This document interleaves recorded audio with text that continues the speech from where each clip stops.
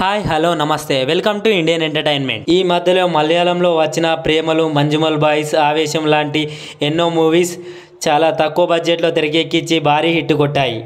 ఫహద్ ఫజల్ గారు లీడ్ రోల్లో చేసిన మాస్ యాక్షన్ ఎంటర్టైనర్ మూవీ భారీ హిట్ కొట్టింది. ఈ ఆవేశం మూవీ అయితే తెలుగులో ఇంకా రాలేదు, కానీ ఏప్రిల్ 11న మలయాళంలో రిలీజ్ అయింది. సూపర్ సక్సెస్ అందుకుంది. ఫహద్ ఫజిల్ గారు ఆవేశం మూవీలో తన నటనతో అందరినీ ఆకట్టుకున్నారు. మన హీరో గారు ఈ సినిమాలో రంగాగా వన్ మ్యాన్ షో అనేలా అందరినీ ఆకట్టుకున్నారు. ఈ సినిమా బాక్సాఫీస్ వద్ద 130 కోట్ల పైగానే వసూలు చేసింది. ఇక ఈ సినిమా కథ విషయానికి వస్తే, ఒక ముగ్గురు కుర్రాలు ఒక కాలేజీలో చదువుతూ ఉంటారు. ఆ ముగ్గురిని వాళ్ళ సీనియర్స్ ర్యాగింగ్ చేస్తూ ఉంటారు. అప్పుడు ఆ ముగ్గురు కుర్రాలు అక్కడ ఉన్న లోకల్ లీడర్ అయిన మన రంగాని కలుస్తారు. ఆ ముగ్గురు కుర్రాలు కొన్ని రోజుల తర్వాత వేరే గ్యాంగ్లో కలిసి రంగాను చంపడానికి ప్లాన్ చేస్తారు.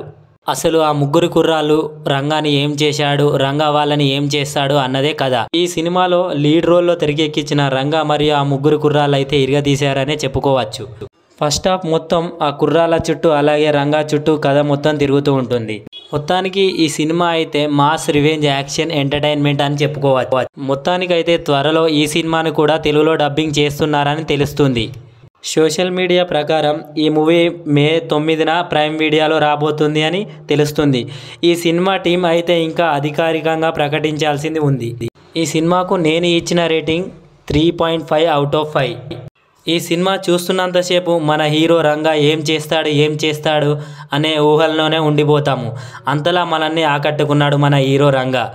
ఈ సినిమాలో మన హీరో రంగా మరియు ఆ ముగ్గురు కుర్రాళ్ళు మాత్రం ఇరగదీశారనే చెప్పుకోవచ్చు.